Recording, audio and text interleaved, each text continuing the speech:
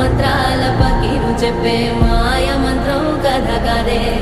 చంటోళ్లను భయపెట్టే భూచోడి కథ కదే తాత ముత్తాతమ్మల భూతాల కథ కదే విక్రమాదిత్యుడు చెప్పిన వేదాళుడి కథ కదే దీపము నుండి దెయ్యం వచ్చే అల్లావుద్దీన్ కథ కాదే ఇది ముడత చర్మం ముసలి చెప్పే కథ లాంటి నిజమేలే